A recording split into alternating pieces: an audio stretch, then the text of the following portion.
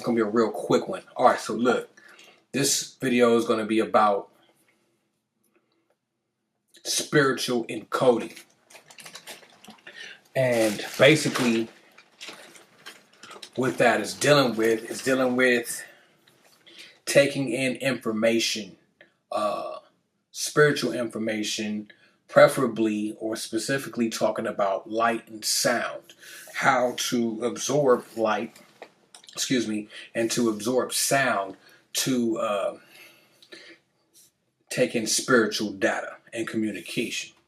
For example, if you ever look into the sky at night and watch the stars, hopefully you will start to notice that the stars, the more you look at them, especially if you just focus in on one, it will start to almost communicate with you. It will start to flashing in certain ways that it just wasn't doing before when you were just simply just looking at it. You know what I mean? And same thing goes for when you're watching a flame. When you're meditating, watching the flame will start dancing or communicating with you. This is spiritual encoding. This is spiritual information. What is it saying to you? Only you know. And you may not know at the time that it's doing it. It may manifest in a dream. It may manifest in a vision. It may manifest in some other type of way in your life. But it won't be something that you could verbally say or even can explain with words or even knowingly know off top. It's just something that happens, but notice it. But the same thing that goes with light happens with sound.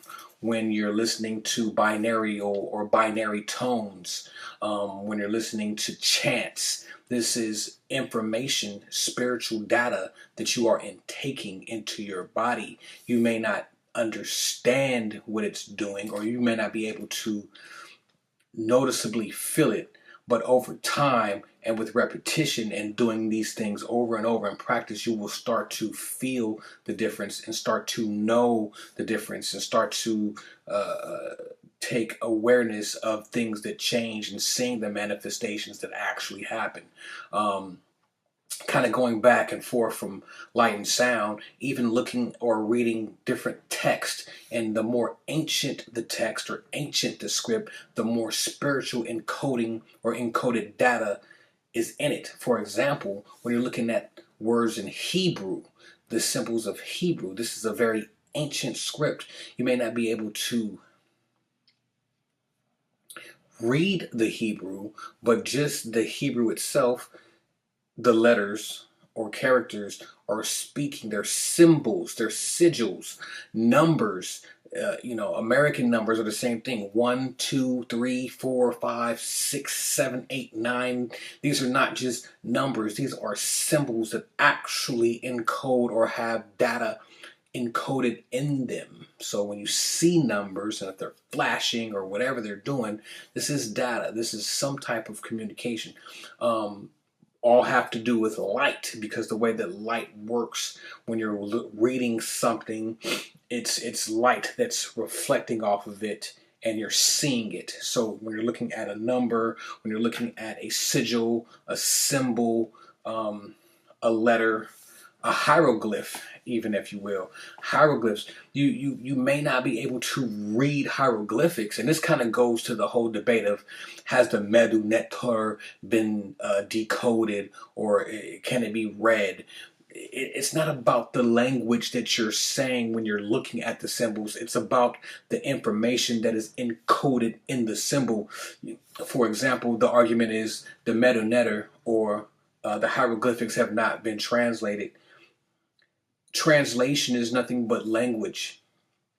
So if you read a symbol and you can speak it in English, you've translated it in English. If you read a symbol and you speak it in Spanish, read a symbol and you speak it in Arabic, these are just languages. So translation of information and knowledge goes beyond language. It goes way beyond language. So it doesn't matter if the Medu Neter has been deciphered. It doesn't. It doesn't. It's about the information that you can absorb from it. And like I said, these things may not come out in the blatant, obvious ways. They may not manifest themselves immediately to understanding, but they can and they will at some point. And with that being said, you already know the deal. Keep them third eyes open. I'm going to catch up with y'all later. Peace.